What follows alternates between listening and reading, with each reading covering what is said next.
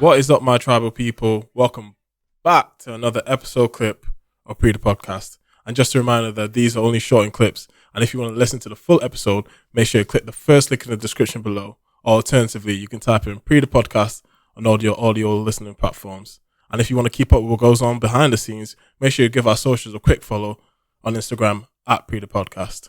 And now with that out of the way, catch you guys on the other side. We've always been cool. Like, we've always been a cool nation or people, right?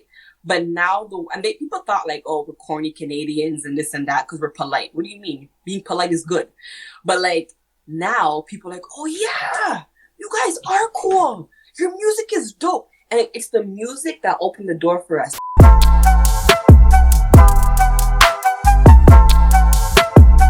You are now listening to Pree Da Podcast with your host, Mujaro. What is up, my people? Welcome back to another episode of Pree Da Podcast. And you guys already know what I'm going to say. Make sure you like, comment, and subscribe. Because we're trying to get to 100 subscribers before the end of the year. And by sharing this with your friends and family, that goes a long way in helping us do that. And without further ado, let's get into it. What is up, my tribal people? We are back with another episode of Pree Da Podcast. I know it's been a minute, but we are back. Finally moved down to Waterlooville. I said it was going to be Portsmouth, but now it's Waterlooville. It's just a lot easier to get to work from here. Don't shoot me. It's not Portsmouth. Allow me. But we are back with another episode. And today I am joined by the very special Sara-lee. How you doing? How you doing? I'm always good, man. Like, it's the sun's shining. There's food in the fridge. I'm living my dreams. My hair's growing. My skin's glowing. That's what we love to hear. That's what we love to hear. Just a backstory of how we met. So I met Sara-lee at my cousin Tommy's wedding back in Toronto. Well, in Toronto, 2019? Yeah, 18? 2018? Summertime. 18, 19, yeah, around there. Yeah, we met there. You were like one of many black people. It's one of them. Once you go to an African wedding, there's just going to be loads of family, loads of cousins, and you were like the only person who was not related to anyone there. You were, part of the Jehovah's Witness community, and so obviously you came through to celebrate the holy matrimony of my cousin. So good. It was so good. Can I just say, at that wedding, there was a segment where, what was it? I can't remember, but it was absolutely perfect. Oh, it was Bebe. They were on the ground. Do you remember that part? When the man was prostrating for his woman. And they were like, Bebe. I actually had like tears in my eyes because I just thought it was so beautiful, the culture, and just to see, I felt like I was robbed. I felt like when that transatlantic slave trade happened, they robbed me of this wedding. Yeah, it's very different. It's very different. Nigerians love to do it big, especially if you're part of a big community. You just have to invite anyone, especially if because Tommy was the firstborn of the whole family. So when she gets married, it's a big thing. It's big, and obviously she's been waiting for a long time for that moment. And when it happened, everyone had to fly through. I met so many long cousins and reconnected with so many people. It was just beautiful. It was beautiful. It was really good. I remember when I came in, I didn't know where to sit because there was cousins and aunties and everything, and I saw a table and I'm like, you guys were wearing like all white, or you guys were all matching. Yo, when you come to an African traditional wedding, the drip has got to be on point. The drip has got to be saucy. You're in matching hats, matching garms, matching shoes. Everything is color coordinated to the T. If an auntie sees you in some rubbish shirt and shorts, you get sent back home, bro. Exactly. Yeah, y'all were fresh. And I seen you guys. There was like 2 seats left. It was like perfect. I was like, you guys look like cool. So I was like, okay, I think I can sit here. They won't bite. It's one of the. I'm so happy I sat there. It's one of them where, like, everything's like segregated. So you got the older generation that's familiar with the parents of the groom and bride, so they'll Yeah. be like closer to the front, and then you have like a young people section where it's like the older 20-year-olds watching after the younger kids, and we're basically in charge. I remember there's a picture of me and one of my friends, Fio, with one of my little cousins just holding her, and I think you probably took the picture. Maybe. Of literally just I was like head honcho. I was in charge of the man. And I was just like, yo, you don't step out of line. You stay here with me. Don't go running and messing around. You're under my government. Exactly. Yeah. It was lovely. But when I came to Toronto, it was just obviously it's a different experience going with your friends. Completely. Compared to coming with your family. That's anywhere though. I think even when I go to Jamaica, it's a different trip when it's family or with friends. Yeah. So, for a person stepping into your world, what is it like living in Toronto? Yeah. Living in Toronto, I would say now it's fun. Whereas before, like, you know, like we never really had the shine like America did. So like people they would sleep on us. People slept on Toronto. Yeah, right? Toronto been slept on hard. They did. And mind you, like we had our own thing going on. We had Cardinal Official, Shaw Claire, Julie Black, like those artists. Like they made it fun. We coined the term T-Dot. So, T-Dot? Like, that was your talk? Right? That was yours? That was not T-Dot. Like not me, but like the slang. The slang, like those older heads. So like when Drake, but still we're still being slept on. But when Drake came, Drake shut it down. Like Six God, it's true. He is like he made the world see us. Like, oh, Toronto. Maybe we should go there. I'm watching YouTubers now say one of their hotspots they want to go to is Toronto. Never would I ever think that would be on someone's list. So wait, why would that be? Because to us looking in, it's like, yo, this is basically America with all the baggage, right? America without the guns. Yeah. America is big houses. You know, when it's summertime, it's hot. The only thing that people were scared about was coming in the winter. Like, no one's trying to come to Toronto in the winter because I heard it's a maddest. You know why? Because like I'm not gonna lie, like it can get boring. Like if you don't have a set of friends or you're not part of a community, it will be boring. It will be boring. Because on the surface, when you look at it, you just see like plazas, towns, this and that. You literally have to know people who know things. And before you know it, you're in like these events, these spaces. Yeah. Like, because I remember like how you always saying to me, I'm always out and about. This wasn't like my life before. I used to be depressed. Like I never have nowhere to go. I ain't got nothing to do. After the movies, the mall, and the skating rink, you're just like, what else is there? Yeah, but now I feel like too, people are creating new things because the world is watching us. So there's new events happening. That's good. So what was it like growing up in Toronto then? Like, because obviously I think when I hear Toronto, I'm thinking Brampton town. I'm thinking suburban life. I'm thinking, big houses, big mansions. I'm thinking, go over to my boy's house and it's a pool party or something. What is it actually like that? in the summertime though? Okay, summertime, sure. Yeah, no, definitely. For me though, because I was born in Jamaica and I came here very young, and I came to Canada living, but I didn't want to come here. Like I was good in Jamaica. Like I thought, what? Like I don't want to be here. Like can't we just vacation here? So when I came here, I didn't fit in. Like I felt odd. I had an accent. I talked a little funny. Plus I came from a very conservative family. So like I was very sheltered. So the things that the kids were doing, I wasn't allowed to do. So I'm not going to lie. I was bored. So like I couldn't embrace Canada the way that I should have, or Toronto the way that I should have. I grew up in, like you said, you think of Brampton, you think of this. I grew up in Mississauga. Then we moved to Brampton, and it was just like a snooze fest, to be honest. Really? I literally had to create my own fun. Because like everybody else, growing up, we had all ages. I don't know if you know about that, but like, you know how you have clubs, 19 plus? Yeah.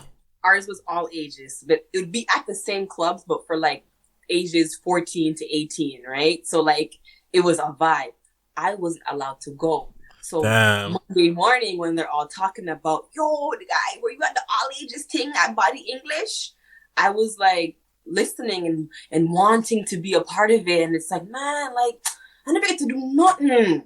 Damn. So for me, it was tormenting growing up. But so I literally had to create my own fun and use music as a way to just say, yo, okay, this is my life. I'm a kid. I can't do what I want to do, but I'm gonna grow up one day. And when I grow up, I'm gonna do what I want to do. Okay. So you said you came from Jamaica, right? Yeah. At that time, we were hearing Canada, Toronto especially, is a multicultural metropolitan city. Yeah. You get loads of cultures. It's a melting pot, you know, Asian culture, Jamaican, Caribbean, African. Was it like that back then? Did you feel like there was, you know, people like you? Or was it just the traditional white Western Canadian culture? I don't know what that even looks like, in my opinion. Me either. I don't even know. Like it's a cowboy movie, if you ask me. Oh, swear. Because like in the UK, you have like a traditional English culture with the pubs, fish and chips. You know, go for the crumpets. Crumpets, tea and crumpets. Wow, it's not even like that anymore. Back in the day, probably would have been like that in like the 70s. When I came, it was very much, you know, English type of thing. But now, you know, we out here. You know, the Africans, the Caribbeans, the Asians, the Middle Easterns, the Polish. We're out here. There's hotspots where we can mingle together and separately. Is it like that in Toronto, or was it like that in Toronto? Absolutely. So even like from the jump, it's always been like that. It's just like I said, I was sheltered, so like I never got exposed to those things, but I knew of them. I heard of them. I knew there was something there for me, but I'm like, I just don't know how to get to it. So definitely now though, of course, like it is a melting pot. You have like the other day, I hope I don't sound ignorant, but like the Southeast Asian community, like Indians, Pakistanians, you know, they all got together. And I think it was it Diwali or something? Yeah. And like, they had like fireworks, they had their music, they were in the parking lot, they were doing their thing. And I'm like, this is nice. Like, this is nice. They get to leave their country, come here and still feel at home. Yeah. And then, you know, right. And then like, Jamaicans have their thing. I mean, we always have something going on. It really is that. And then there are spaces where we can all come together, like Caravana. Every summer we have the carnival. Like it's a Caribbean festival, but like everybody's there. OVO festival. OVO Fest. Yo, yo, you've never been? Yo, I thought that would be your shit. I know. You seen the prices? Yeah, and I was about to say the tickets are crazy. Like I'm manifested. Drake, come on, Drake. When you're watching this, because you're manifesting Drake watching this, Drake, I'm gonna need 2 OVO tickets, VIP. Matter of fact, on the stage. Put me on the stage. On the stage, you know. Yo, like when I came, it was literally in that like week period of OVO Fest. And I was like, yo, I want to go so bad. But the tickets probably would have sold out. And my parents wouldn't have let me go by myself because I think I was probably, because this was the first time I went. I was probably like, probably first year of uni. So maybe like 18, 19 or something like that. So yeah, they wouldn't have trusted me and my brother to go by ourselves. Like, but now I'm there. Next time I'm coming to Toronto, we are both going to OVO Festival. No, of course, please. And you know what else I like about this? The fact that the world's eyes are on us is like more and more things are coming here. Cause like 10 years ago, like there wasn't this many festivals. Like, yeah, we had Caravana, we had like a house music festival called Veld, but like there wasn't much, right? Like I said, you'd have to know people. You'd have to be part of the Jamaican community and know the Jamaican dances at the banquet halls. You'd have to be part of the Indian community to know their events and whatnot. So like now, Rolling Loud, an American festival, is here now. Other things that America does, they're now doing it here because the world is watching us. Like we're it. Like and you know what? The thing is, Torontonians. And when I say Torontonians, I mean people like in Brampton, Saga, that whole GTA era. GTA stands for Greater Toronto Area. Yeah. So like, it's not Grand Theft Auto. No. So in that area, I just feel like we've always been cool. Like we've always been a cool nation or people, right? But now people thought like, oh, we're corny Canadians and this and that because we're polite. What do you mean? Being polite is good. But like now people are like, oh yeah, you guys are cool. Your music is dope. And it's the music that opened the door for us. Cause like I said, Drake, The Weeknd is like the reigning king of pop, no? Facts. Think about it. The reigning king of pop, The Weeknd from here. The king of like hip hop right now. Let's not lie. Like it's Drake. From where? Here. Justin Bieber. But he holding his own. From where? He's from Stratford. That's still Canada. But like. Wait. What? Stratford's different from Canada? No. It's Canada. It's not GTA. It's not like the 6666. It's not. That was perfect. Oh my god, that was fucking perfect. The echo trailing. Yeah. Stratford is more like boonies. Like it's more, countryside. Yeah. It's more crunch. But even Stratford, they have a music festival. No, Stratford Film Festival that's really popular. Happens every year. So, like I said, we're doing it. And the world's like, oh, you guys are actually like cool. It's like, yeah, we've been doing this. And I feel like people now want to affiliate with us and want to attach themselves to us. What? Yo, it is a nice place. It's like I said, summertime is where it's at. Perfect. So if I was to come in summer, where would be like the top 5 places someone like me or someone listening would need to go? You asked me this and I'm like panicking and I know you're thinking, oh, you're always out, Sar. Everyone says you're always out. It's an illusion, dog. Instagram ain't real. Instagram ain't real. Like I post what I want to post. But okay, so obviously I'm gonna say, here we go. I'm gonna just walk through May. It's May. Okay, then June. Okay. I would say Afrofest. Okay. Like Afrofest will never miss me. As a Black woman, I will always go. And when I go, I'm in my kente print, my this and my that. your kente cloth and that. Kente cloths. Okay, so Afro Festival, I would recommend to go to. You already know what that is, self-explanatory. And then we have Caravana, obviously. Is that is Caravana the one where all the women are wearing basically bejazzled bikinis and like the feathered hats and back gear? I've done it once in 2011. Don't count my age.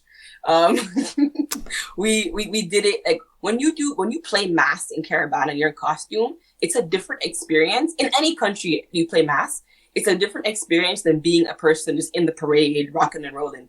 You actually feel like a celebrity. You have tourists be like, "Can I get a picture of you? Come on." It's dope. So yeah. So I said Afrofest. I said Caravana. Jerk Festival. So Jerk Festival is a festival of jerk food. Like it's Jamaican, right? So they have like Jamaican performances, dance hall artists, reggae artists, and then the entire venue is different areas to buy jerk food. You can't go wrong with that, dog. You can't go wrong with that. So that's 3. Oh, and I performed at the last Jerk Festival. Okay. But you gotta definitely send me that video so I can post it for you. And then the 4th one, I personally, like, it's just my preference. There's this place called the Rec Room downtown. I don't know if you're into arcades and gaming, but like, I love arcades. I love that virtual, Yeah. So they have like this big arcade. Then there's like a bar where you can order drinks and whatever. Kind of like Dave and Buster's? You heard of that? I've heard of it, yeah. Kind of like that, but way more ton up. So you have the bar part and then a dining part to eat. Then you ready for this? What? You walk a little further. And this is the one in downtown Toronto. There's a dance floor. You hear me? Not like a piece of dance floor, like a proper dance floor. So like when you're done eating and gaming, you come in and they have themed nights. One of the themed nights is like a dance hall night. Mr. Mijaro. Yo, I was like, what? Am I in Toronto still? Like, it was so dope. You'd love it. So like they have hip hop nights, dance hall, theme nights. So it's called the Rec Room. So that's 4. Okay. And then 5. Okay, this has to be like a good one. Oh man. And the thing is, okay, you know what? I'm gonna just mention this last one because I was there last night and it blew my mind. I love jazz music. I was telling you about it earlier. So like, if you're into jazz, it's this cute bistro in downtown Toronto. You go up the stairs and like, it's like a lounge. You have the people playing the instruments live. Everyone's like everyone's chill. You can order food. There's like a patio. Yo, like I'd recommend there. Like it's just so relaxed. What's it called? Do you know what it's called? It's called the Jazz Bistro. The Jazz Bistro. Okay. I think we're probably the only venue that can be classed as a jazz supper club. It harkens back to another age. It's a bit like going to the Royal York Imperial Room in those days. And I think people like that. And I also think that young people don't have an opportunity to have this kind of experience often. Okay. And then like we have a jazz station called 91.1 FM, our only jazz station. I love them. They usually go live to air there. So like I've always heard about it, but you hear about stuff where you're just like, eh. My friend was like, yo, let's just go. And I'm like, you know what? Like, let's just go. Yeah. And there's just somehow there's always the camera that catches you and your sister there. It's always the camera. My sister didn't come, but yeah, you're right. It's either my own camera or someone's camera. Are you thinking about that picture I posted? Yeah, I'm thinking of that. Was it there? No, that was someone's party downtown. Another vibe we went to. It was dope. Catch Sara-lee always at the vibes. Yo, can I tell you, with that party, I wasn't even invited to that party. I was the friend of the friend invited, right? And, when star, they must star. We opened the door and the photographer just saw us and was like, shh. So they caught me like mid hey, hi, hello. Yeah. That's good. That's perfect photography. I'll give you guys a snapshot when you see the visuals. Okay, so we talk about the best bits of living and growing up in Toronto. What would you say the not so great bits about living there, especially now as an adult? Because I know the cost of living crisis in the UK is crazy. Petrol. So, well, gas for you. Heating, electricity, everything for go sky high. So how's it in Toronto? You're making my heart race right now. Can I tell you guys? Listen. Okay, let's start with insurance. Let's talk about car insurance, okay? So as you guys know, I run Kumasi Cosmetics. That's my business. We'll definitely talk about that more. Yeah. But by day, I'm the insurance advisor, okay? By day. And insurance is very expensive, especially in Brampton where I live. And just in general, in the GTA, it's nuts, okay? So that is one of the cons. And if you ask anybody from here, they all say like insurance, like it's teeth. A lot of people too. You know what? I'm gonna say it because it's what it is. A lot of people get fake insurance here a lot. It's very, very popular. So, because it's too expensive. And it's sad because you get fake insurance. Okay, you're whipping it, you're doing your thing. But then when a claim happens, where's the money to fix the car, to pay for your medical bills? God forbid you die. You know what I'm saying? So yeah. It's that, like insurance. Second thing is now the cost of living. No, I don't know what they think we're made of here because this is out of hand. Like, and I feel so sorry for young people. And like, obviously I'm in that category, but I'm a master manifestor. I'll make it through. But for the average Joe who just has the 9-to-5 or has a family, like it's hard to listen. $1 million house here is a regular like house, 2-bedroom, 3-bedroom, 2 baths, and nothing crazy.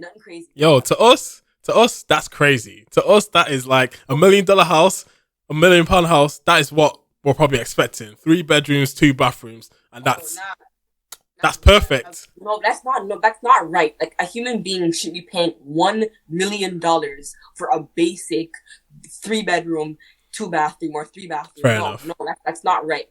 So, and back in the day, it wasn't always like that. So now, but think about it. $1 million. I have clients who call me from like Alberta. That's a different province in Canada. Yeah. Who spend $1 million and get these mansions. That's basic for context. That's like basically seeing London prices and then going up to Manchester's and seeing those same prices and you're getting way more. It's basically the same thing. Yes, exactly.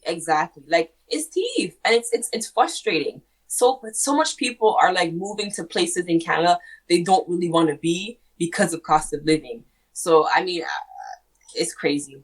Next thing, the last thing I'll talk about, I said cost of living. Well, the housing market is ridiculous, but even groceries, like even trying to eat healthy, I hear it's a bad thing. Well, it's a hard thing to do because all the green organic stuff costs so much.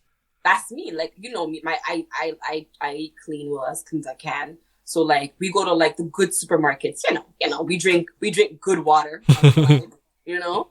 So our grocery bill, like we're a family of 3, right? Our grocery bill is $700. Wait, how long would that last you? 2 weeks. No, a week and a half. Because we're buying a lot of fresh stuff. So within 4 days, the berries are bad, the lettuce is bad. So we have to freeze our berries. Oh yeah, tip. We do grocery, wash our veggies and stuff, freeze the berries and things so they don't go bad. But all the greens, you better juice that ASAP or eat a salad every day. Yeah, because they'll go off. Too much. But yeah, that for me, that is like the pits of living here. Really so, because like I said, if you have money, okay, if you have like I say money, and you live here, you're a king. That's anywhere in the world, though, to be honest. Yeah, true. Because like when I obviously the past few times I've visited, I've always come back saying, "Yo, one day I would love to live there." And I was speaking to another Jehovah's Witness, and her name was Ernestina. Shout out to Ernestina. She works in property, right? So like you, she deals with a lot of insurance and stuff like that. And she was telling me, she said, "Majaro? I can't even do a Canadian Toronto accent. Like it's Majaro? Yeah, it's like that. Yeah, it's exactly how she said. She said, "Majaro? Living here is expensive. Like even she said." The best thing you could do is to work in the UK for as long as possible and bring that strong British pound and bring it to Canada where you can get a little bit more for your money that you brought over because of the conversion rates. And then, come here on a working visa or bring some old UK money to new Toronto." Yeah, no. Oh, I like that. Bring old UK money to new Toronto. That's what it is. Seriously. Yeah, because you need to, first of all, you need to get a job that pays more than where you're living in the UK already. So much, and it has to be so substantial that when you move there, you're not gonna feel any financial burden. You're just gonna be like, "Oh, I'm just popping off from here at my decent paying job to a way better paying job in Toronto that compensates for any cost of living." Or stuff like that. Said I wake up every morning, pray to God that I'm fixing up. Hope I'm never slipping up. Hear the money calling, need my peace to start getting up. Feeling like I'm blessed, but it came with a bit of luck. Feeling like you stressed, then the tension starts to fill you up. Need an intermission, yeah, they ain't the same lane as us. Come from different sticks, yeah, they're not the same range as us. They cop the pleas and top of teas, they're not hitting range with us.